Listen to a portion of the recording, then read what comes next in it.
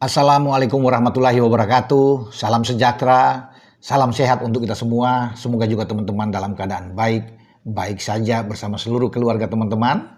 Dimanapun teman-teman berada, tetap semangat. Beberapa jam ke depan, timnas kita akan bertarung melawan Jepang di Stadion Panasonic Suita di kota Osaka untuk mainkan laga terakhir di grup C, ya, di match ke-10 pra Piala Dunia zona Asia. 23 nama sudah ditentukan. Diputuskan oleh Patrick Kluivert sebagai pelatih kepala untuk menghadapi Jepang. Berarti ada 7 nama yang out, yang dicoret oleh PK. Nah, mungkin kita sudah tahu sama-sama teman-teman semua ya, bahwa di antara 7 nama itu, di antara 2 kiper yang harus tersisi, yaitu Nadeo Argawinata dan Reza Arya. Selebihnya ada kembali Pratama Arhan tidak masuk, Asnawi Mangku Alam juga tidak masuk. Ya, Ivar Jenner tidak ada namanya karena Ivar kan ada 2 kartu kuning. Jadi akumulasi terakhir dia dapat melawan Cina, jadi dia tidak bisa ditampilkan.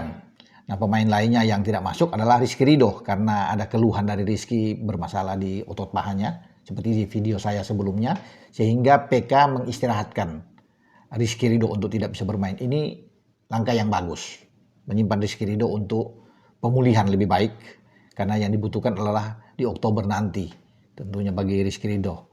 Dan pemain lainnya yang tidak masuk, Ramadan Sananta, itu yang tidak ada. Jadi ada perubahan dibandingkan dengan 7 pemain terakhir yang dicoret melawan Cina. Jadi Sain Patinama masuk lagi, Jordi Amat itu masuk, ya, kalau bisa dilihat. Kembalinya Marcelino dari akumulasi, Martin Pas juga ya masuk, ya, dan Yance Sayuri juga ikut di dalam. Jadi kalau kiper itu 3 ada masuk, ada Emil, ada Pas, dan juga Hernando Ari. Itu selebihnya ya pasti teman-teman tahu lah, di luar nama-nama yang saya sebut tadi, di luar Asnawi, Pratama, Ivar Jenner, Ramadan Sananta, Ridho, Arya Reza dan Nadeo, ya selebihnya itu ada di dalam. Jadi kapten kesebelasan itu tetap berada di pundak Jai Isyes. Ya, bisa dikonfirmasi Jai Isyes akan main mungkin sejak awal ya untuk ini. Jadi banyak yang mengatakan bahwa bisa saja PK mengistirahatkan Isyes karena ada kartu kuning. Verdong juga.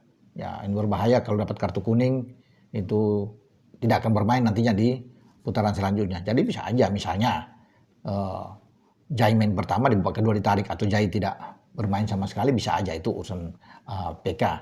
Ya, dan Verdong karena masih ada Dean James juga untuk bermain ya di posisi bek kiri ya teman-teman. Dan di tengah tidak akan berubah. Ya pasti ada Joe Pelupesi di sana dan Tom Haye yang akan bermain. Kevin Dix bisa saja main lebih awal di kanan, ya, karena di situ juga ada Yakob Sayuri yang bisa tampil. Ya. Tinggal sekarang PK akan melihat starting 11 terbaik seperti apa. Ya, kalau dia ingin mempertahankan the winning team dengan starting 11 seperti melawan Cina kemarin, itu bisa saja terjadi karena PK juga ingin mendapatkan hasil yang positif. Tetap dianggap serius walaupun pertandingan ini tidak menentukan lagi bagi Indonesia karena sudah pasti lolos ke putaran keempat setelah kita mengalahkan Cina. Tapi PK menganggap ini pertandingan yang tidak boleh dilewatkan begitu saja. Jangan sampai kita kalah tapi dengan hal menyolok, karena dia tahu Jepang itu akan ngotot bermain untuk bisa memenangkan laga melawan Indonesia. Jadi dia perlu untuk bisa merespon ini dengan memainkan pemain-pemain terbaik. Makanya saya pikir Jai akan tetap ada di dalam, tinggal posisi kiper aja. Siapa yang akan main lebih dulu?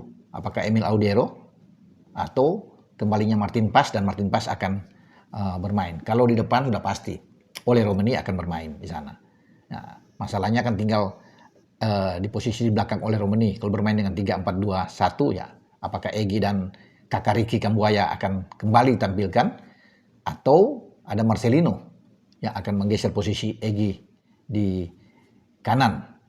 Dan dengan tidak adanya Rizky Ridho, maka Meshilgers mungkin akan tampil lebih dulu untuk mendampingi Jai Isyes dan Justin Hubner di garis belakang. Karena masih ada satu nama ya, bisa aja Jordi Amat yang diberikan kesempatan lagi oleh PK. Karena sudah lama dia nggak bermain, apalagi kemarin lawan Cina dia juga bahkan tersisi, tidak masuk di 23 nama. Mungkin saja dia akan bermain di awal atau sebagai super sub bermain di babak kedua. Dan pihak Jepang dalam hal ini Hajime Moriyasu dalam press conference itu menaruh respect yang luar biasa terhadap Indonesia. Dia tahu bahwa Indonesia sedang berkembang dengan sangat baik dengan materi pemain-pemain yang tidak sama seperti ketika mereka mengalahkan Indonesia di GBK dengan 4-0. Karena sekarang sudah banyak pemain-pemain yang bagus. Itu dia bisa lihat kan dengan adanya kiper Emil Audero, yang tentunya ini sangat bagus. Ada Dean James, ada Joe Pelupesi, ada Ole Romani. Nah ini ada sedikit berbeda. Makanya mungkin materi pemain starting 11 Jepang agak sedikit berbeda dengan komposisi ketika bermain melawan Australia di mana mereka kalah untuk pertama kali di grup C dengan 1-0. Nah bisa saja untuk awal ini Wataru Endo yang akan bermain sebagai kapten kesebelasan mereka sejak awal. Dan kalau di tengah itu bisa Fujita bisa main, Sano juga bisa ikut main, bahkan Nakamura bisa ada di sana untuk main lebih awal. Nah ini adalah tim terbaik kalau bicara di tengah ya. Di depan bisa aja Takefuso Kubo yang akan bermain lebih awal untuk bisa mendampingi Daichi Kamada di depan, dan Ohashi yang akan tampil di depan. Sementara di belakang akan dikomandoi oleh pemain-pemain Machida, ya, Watanabe yang akan main lebih dulu, Sesekine yang akan tampil di belakang kalau bermain dengan 3 back mereka.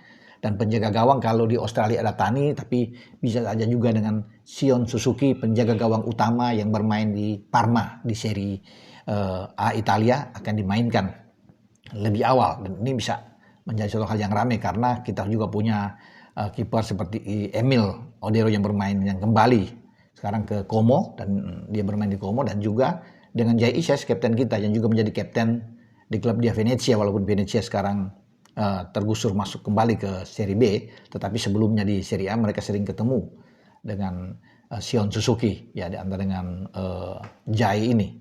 Jadi memang suatu hal yang sangat ramai yang akan kita tentukan, akan kita lihat dalam pertandingan nanti sore antara Jepang melawan Indonesia.